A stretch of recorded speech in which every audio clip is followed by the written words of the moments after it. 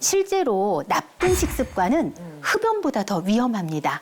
그리고 수명까지 단축시키는 주범으로 작용을 하는데 전 세계적으로 1,100만 명이 이 나쁜 식습관 때문에 사망을 하고요. 그렇게 많아요? 네. 그리고 2억 5,500만 명이 조기 사망의 원인으로 지목이 될 만큼 이 나쁜 식습관이 아주 중요한 거죠. 아니 근데 그분들은 뭘 드시길래 그래요? 그럴 것 같죠? 놀라운 건 이미 우리가 너무 잘 알고 있고 아마 여러분도 늘 하고 있는 행동들일 수 있다는 거죠. 겁이 나요. 예. 오늘 어떤 식습관 갖고 계세요? 어떤 식습관? 잘 안 씹고 안 씹어요? 또 짜게 먹고 짜게 먹고. 또 라면 국물 맞고 어우, 그렇죠. 네. 이거 보세요. 들어가죠? 그렇죠. 첫 번째, 너무 짜게 먹는 습관. 그리고 가공육이나 붉은 고기를 많이 먹는 습관. 엄청 좋아해요. 예, 그래. 많이 좋아해. 막 부대찌개 뭐 햄소세지 이런 거 이런 거 많이 좋아해요. 어떡하지? 설탕이 많이 예. 첨가된 그런 음료. 오, 너무 좋아. 몰라. 탄산음료. 달달이들. 매일 먹어, 매일. 고온 직화로 이렇게 조리한 음식. 그러니까 예를 들면 숯불구이. 아우, 나오죠. 고기는 직화인데. 직화지. 불맛이 나야 맛있지. 파가 써져 있어야 간다니까, 진짜. 진짜. 이런 것들은 많이 하면서 반면에 네. 통곡물이나 채소 과일은 적게 먹는 습관. 자, 이게 바로 말씀드린 나쁜 식습관이에요. 네. 문제는 이렇게 나쁜 식습관을 유지를 하면 이게 결국은 배부른 영양실조를 유발하고 이게 비만, 당뇨, 암과 같은 만성질환의 원인이 된다는 겁니다. 아니, 근데 배부른 영양실조라는 말이 있어요? 아니, 배부르게 먹었는데. 신조어 아닙니까 신조어? 배부르게 먹었는데 어떻게 영양실조가 걸려요? 서로 반대인데요? 열량은 과잉이 됐다는 거예요. 그러니까 칼로리는 과잉이에요. 그런데 정작 몸에 필요한 영양소들은 부족한 상태. 이걸 의미합니다.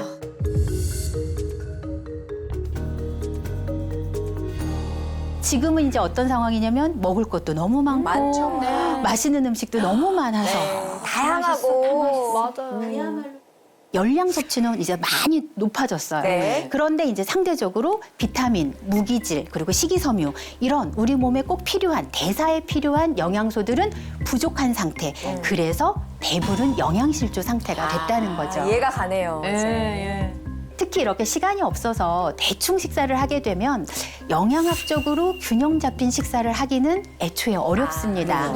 뭐 빵, 떡, 네. 라면 같은 정제 탄수화물은 일단 고열량이에요. 그리고 이제 포만감은 줄 수가 있어요. 네. 하지만 이렇게 정제되는 과정에서 미량 영양소들이 다 빠져나가기 때문에 영양이 불균형해지고 네. 이런 것들이 이제 건강에 문제로 이제 서서히 드러나게 되죠. 네.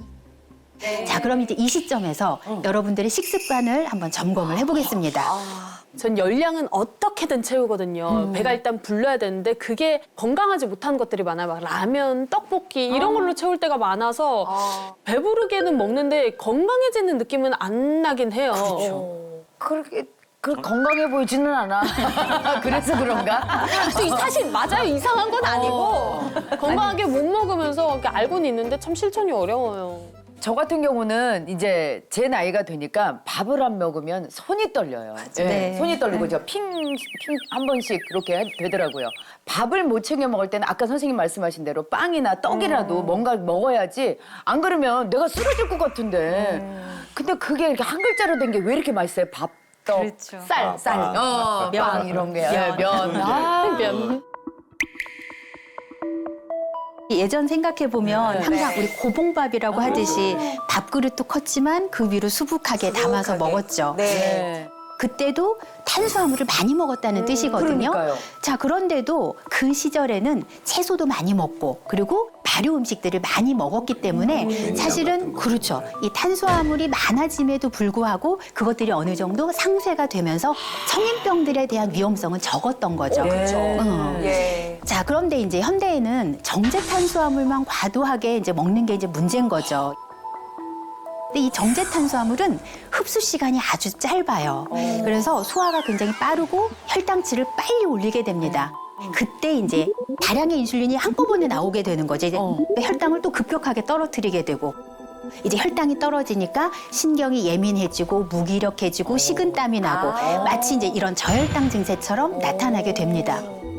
그러면 이제 우리 몸은 다시 이제 또 혈당을 또 높여야 돼요. 그러니까 다시 탄수화물을 찾게 되는데 이때 찾게 되는 탄수화물이 좋은 탄수화물이 아니라는 거죠. 이제 급하게 탄산음료, 초콜릿, 뭔가 이렇게 당이나. 이런 것들을 네. 먹게 되는 거죠. 아, 진짜 옛날을 생각해 보면 옛날에도 제가 탄수화물을 계속 이제 먹었을 거 아니에요. 근데 이렇게까지 제가 뭐 몸이 아파지거나 그러지는 않았는데 그 질 나쁜 탄수화물을 우리가 많이 먹게 되고 정작에 우리가 필요했던 아까 말씀하신 발효음식들을 발효음식.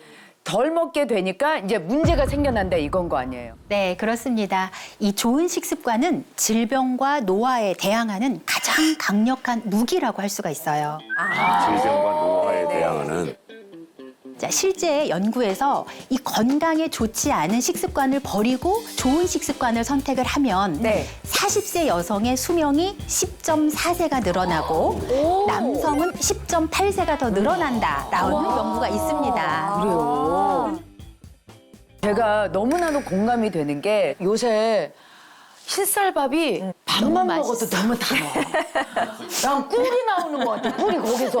그리고 막 면빵 이런 것들 얼마나 막 주위에 금방금방 먹을 수 있는 게 많아요. 그쵸. 안 차려도 되니까 너무 편하니까 그렇게 먹게 되더라고요. 근데 이제 우리 집사람도 이제 요즘에는 유난히 디저트를 많이 좋아하더라고요. 나 이 말 한 사람 난 죄질과 제목이 아주 안 좋다고 그러는데 뭐요? 맛있으면 0칼로리. 자기 암시. 죄질과 제목 아주 안 좋은 아, 거예요. 죄질이 안 좋아, 디저트 약간. 배 따로 있고 밥배 따로 있고 그렇지, 그래요. 그렇지. 그러면서 또 뱃살 찔까 엄청 또 고민하고 또 신경을 써요 또. 그리고 남겨놓고 자기 보고 먹으라고. 오빠가 먹으면 안 돼. 설거지는 내가 하고. 다이어트는 내일부터. 그렇지, 이런 그렇지. 느낌인데. 근데 이게 참 문제가 비만은 만병의 근원이라고 맞아. 하잖아요. 그 여성분도 몸에 분명히 문제가 뭐가 생겼을 것 같아요. 그러게, 25kg면. 네. 80kg. 작은 문제가 아니고 정말 온 몸이 종합병원 상태가 거의 되셨어요. 자, 일단 살이 찌면서 목이 자주 뻐근하고 어깨가 뭉치고 만성 피로에 시달렸고요. 만성피로. 관절도 안 좋아질 것이고. 피부가 가렵고 건조해서 정말 시도 때도 없이 이렇게 긁어서 피도 나고 그리고 상처도 잘 나고 어머.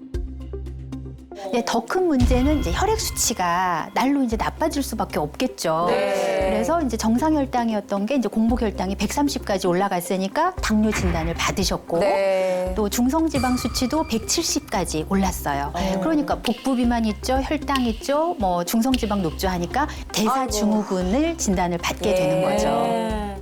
근데 이제 문제가 이런 상태가 한번 오면 네. 시간이 지날수록 상태가 이제 점점 더 악화가 됐고 이제 약으로 이제 근근히 버텨야 되는 그런 상황이 된 거죠. 그러다 보니까 혈액 순환에도 잘 안 돼서 이제 온몸이 붓기 시작한 거예요. 그 중에서도 이분은 종아리가 너무 많이 부으셔가지고 어머. 그러니까 저한테 표현하실 땐 종아리가 정말 당장이라도 터질 것 같다. 아. 그리고 특히 주무실 때 밤에 잠을 네. 잘 때 이게 너무 아프니까 자다가 자주 깨고 이런 일들이 좀 많이 생겼었어요. 자, 그 이유 이게 다 바로 이 많은 여성이 가지고 있는 고민인 붓기, 즉 부종 때문입니다. 부종 때문에 그렇게 많은 문제가 생겼다고요? 매일 그 조금씩은 다 경험을 하시잖아요. 그렇죠. 네. 봉아리가 있다면 해주고 네. 발목이 땡땡하게. 그래서 진짜 저도 어떤 때 보면은 헉, 이거 그냥 톡 하면 펑 하고 터질 것 같아요. 네. 진짜 그렇게 땡땡하게 붓거든요. 그렇죠. 양말 자국 다 나 있고. 얼마나 가려워 거기는 또 양말 자국 나면. 네. 지금 말씀하신 것처럼 이렇게 누구나 흔하게 겪는 증상이기 때문에 적극적으로 대처를 하지 않고 그냥 무심코 넘기는 일이 너무 많아요. 흔하니까요. 그렇죠. 너나 나나 다 네. 하니까 그렇게. 그런데 이 부종이라고 하는 것은 알고 보면 내 몸이 보내는 위험 신호예요. 지금 노란불에서 빨간불로 가려고 하는 넘어가고 신호등이에요. 자, 그리고 또 하나. 잘 찌고 안 빠지는 묵은 지방의 원흉이 되기 때문에 이 부종 관리는 잘 하셔야 됩니다. 이런 묵은 지방의 정체는 바로 내장 지방입니다. 내장 지방? 내장 지방이 묵은 지방이야. 그게 그거예요? 이 내장 지방은 말 그대로 내장 주변 구석구석에 달라붙어 있는 지방인데 장기와 장기 사이의 공간에 축적이 되기 때문에 이게 찌는 건 쉬워도 빼기는 굉장히 어렵습니다. 그러니까 온몸이 병이 들 가능성이 높아질 수밖에 없겠어요. 네. 이 장기를 둘러싸고 있는 내장 지방에서는 지방을 이렇게 혈액으로 자꾸 내보낼 수 있어요. 쉽게. 네. 이렇게 되면 고혈압, 고지혈증, 당뇨병과 같은 혈관 질환 위험이 아주 높아지게 됩니다. 그래서 실제로 내장 지방이 1kg 증가할 때마다 남성은 당뇨병 발병 위험이 2.3배가 높아지고요. 여성은 4.2배가 높아집니다. 왜 여자가 더 높아요? 너무 높다. 중년 여성은 내장 지방에 특히 취약해요. 자, 그 이유가 여성 호르몬이 감소하기 때문인데요.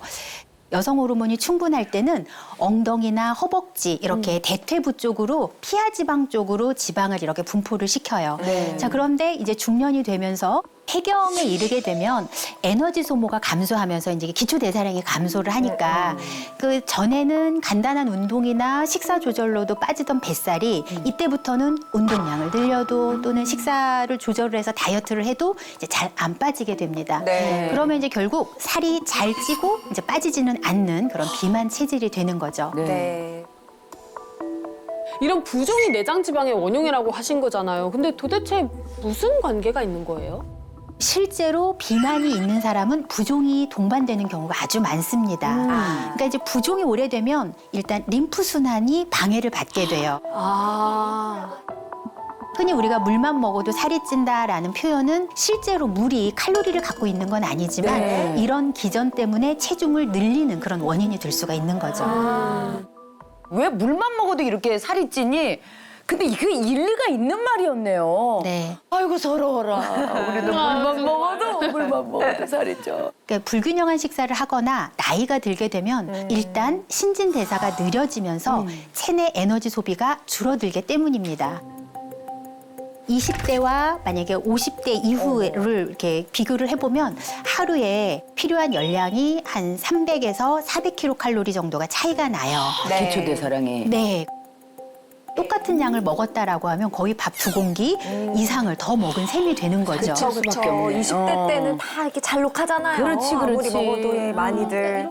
실제로 과잉은 아니지만 우리 네. 몸에서는 과잉으로 인식을 하기 때문에 이 과잉된 것들은 이제 에너지로 쓰지를 않고 몸에 이제 남겨두게 되겠죠. 그렇겠네요.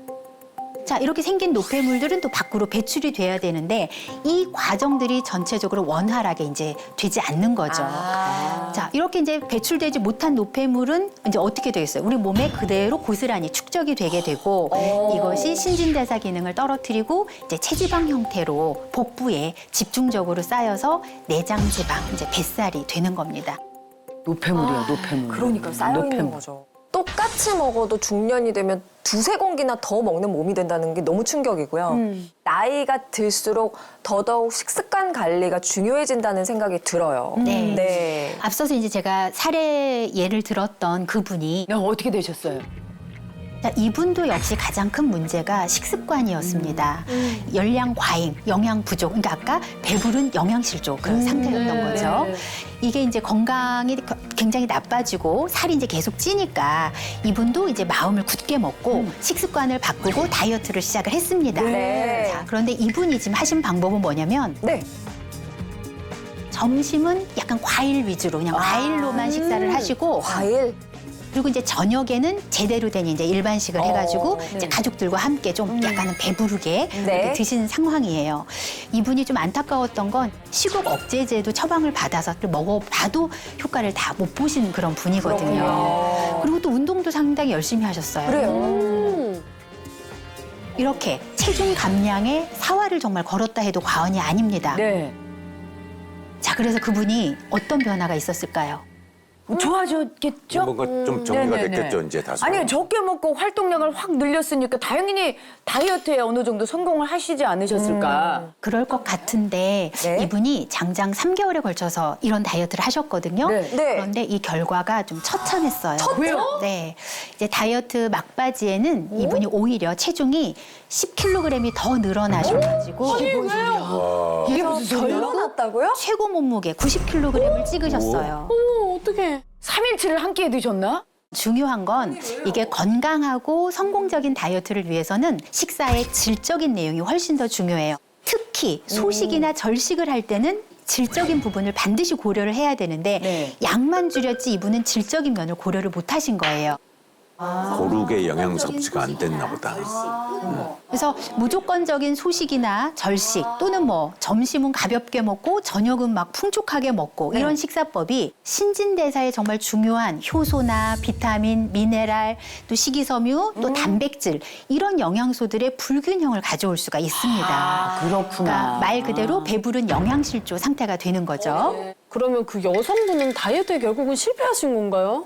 실패를 하셨으면 제가 오늘 소개를 안 해드렸을 것 같아요. 다시 성공을 하셨어요? 네. 다시. 제가 이제 맞춤 식사 처방을 그분께 어떻게 드렸냐면 네. 무조건 적게 먹는 게 아니라 영양 불균형을 바로잡을 수 있는 질 좋은 식습관 이거를 이제 유지하도록 식단을 해드렸죠. 네. 이렇게 식습관을 교정했더니 2개월 만에 10kg 가까이 감량이 되셨습니다. 다행입니다. 이야. 그리고 이제 이렇게 체중이 빠지니까 네. 당연히 혈당도 많이 안정되시고 네. 고지혈, 중성지방도 거의 정상 수준으로 잘 회복을 하셨어요. 야, 그분한테 박수 한번 드려야 되겠어요. 예. 그런데 이게 사람이 한번 빠지고 나잖아요. 기분이 너무 좋아. 맞아. 다이어트가 재밌어. 좋아 보여요. 좋아 보여. 탄력을 막 받으셨죠? 다행히 이분도 굉장히 예. 잘 지금까지 유지를 하고 계십니다. 정말 다행이다. 다행입니다. 자, 덧붙여서